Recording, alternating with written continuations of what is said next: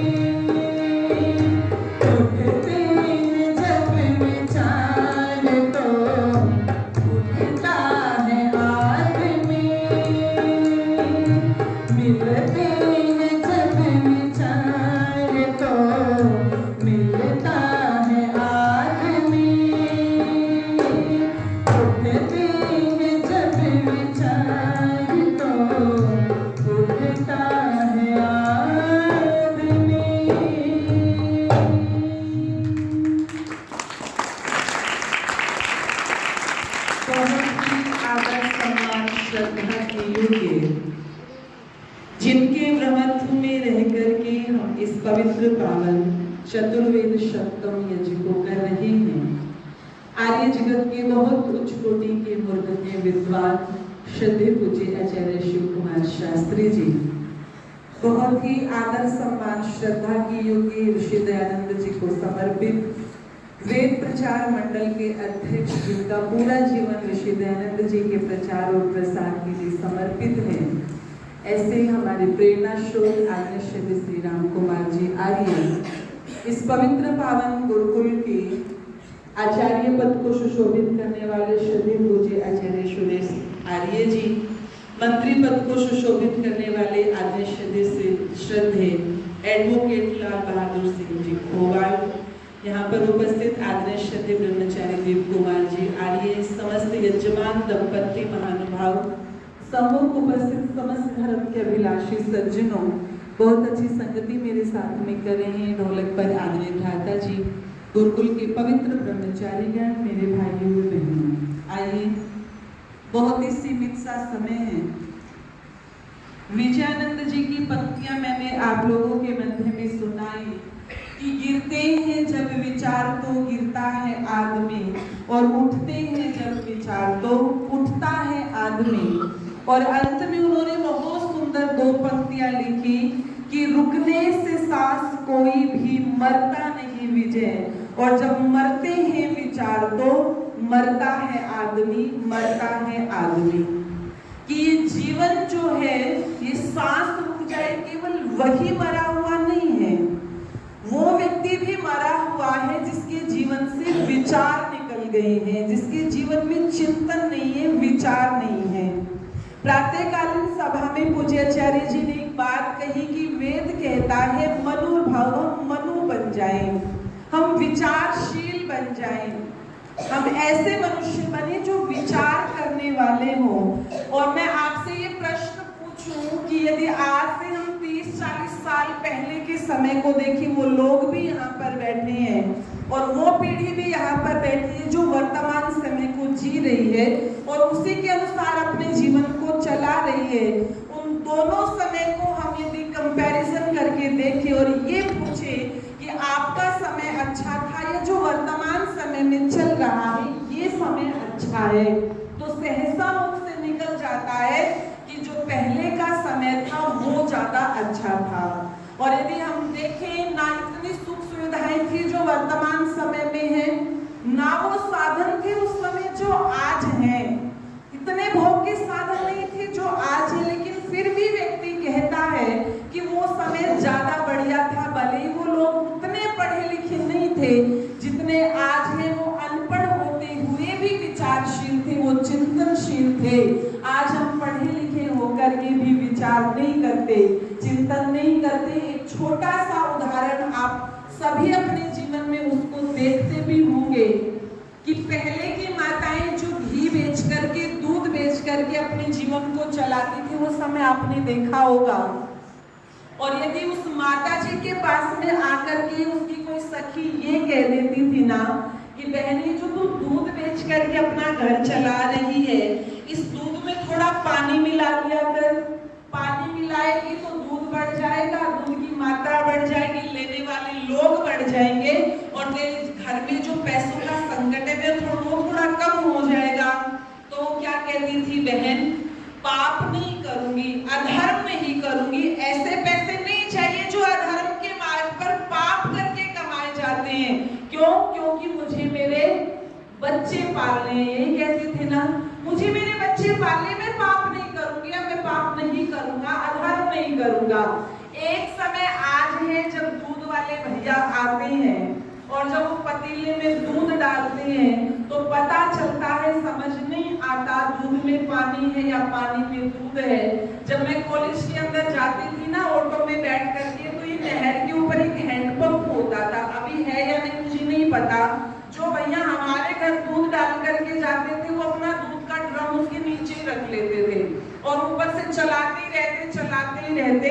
मैं उनसे पूछती, भैया आप इतना पानी मिलाते हो, मैं आपको कॉलेज जाते हुए देखती हूँ, थोड़ा सा आप बैलेंस कैसे करते हो, कैसे पता चलता है कितना पानी हो गया? तो क्या कहते थे, बहन जी क्या करें, इतनी महंगाई बढ़ गई है, इतनी महंगाई बढ़ गई है, ये पाप करना पड़ता है, ये अधर्म करना पड़ता है। क्यों? क्योंकि मुझे मेरे बच्चे पालने हैं। वो अनपढ़ रह करके भी ये बात कह रही थी, पाप नहीं करूंगी, अधर्म नहीं करूंगी, क्योंकि मुझे मेरे बच्चे पालने हैं। और उस समय तो 30-30, 4-4, 5-5 बच्चे होते थे। आजकल के पढ़े लिखे जिनके 1-1, 2-2 बच्चे हैं, वो कह रहे हैं पाप करना पड़ रहा है, अधर्म करना पड़ रहा है, क्योंकि हमें हमारे बच्चे पालने हैं। ये जो अंतर है, ये अंतर किसकी वजह से है? ये अंतर विचारों के कारण है। जीवन के अंदर जो परिवर्तन आता है वो विचारों से आता है। ऋषि दयानंद ने शिवरात्रि की घटना देखी, क्या हमने नहीं देखी शिवरात्रि की घटना?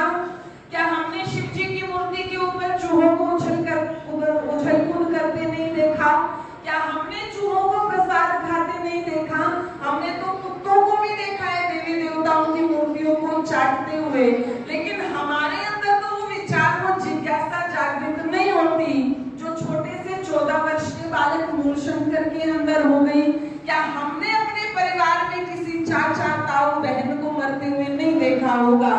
ना जाने कितने लोगों को देखा होगा। ऋषि दयानंद ने अपने चाचा और बहन की मृत्यु को देखा तो मन में विचार आया, मैं उस मृत्यु पर विजय प्राप्त करूंगा। ये मृत्यु होती क्या है? और वही बालक मूलशंकर आगे जाकर के महर्षि दयानंद बनता है। ये सब विचारों का खेल है। विचार ही मनुष्य को ऋषि महर्षि की कोटि तक ले आते हैं। विचार ही है जिसके लिए पूज्याचार्य जी कह रहे थे ना, रावण की चर्चा कर रहे थे, तो आचार्य जी बोले रावण के पास क्या नहीं था? तो नीचे से एक ब्रह्मचारी कहता है रावण के पास में सीता नहीं थी। ये सब विचारों का है। ये विचारों का अंतर है कि वो ऋषि कोटि में होते हुए भी आज उसके पुतले जलाए, ऋषि कुल में पैदा होके भी उसके पुतले जलते हैं। और राम क्षत्रिय थे, लोग उसे देवता मानकर के पूजते हैं। ये केवल विचारों का अंतर है। आइए अपने जीवन के अंदर हम मनुष्य हैं, विचार करें, चिंतन करें। बस चंद पंक्तियां कह दूं। सभी ब्रह्मचारी सीधे होकर के बैठेंगे, अपनी तालियों को खोलेंगे और मेरे साथ मिलकर के बोलेंगे,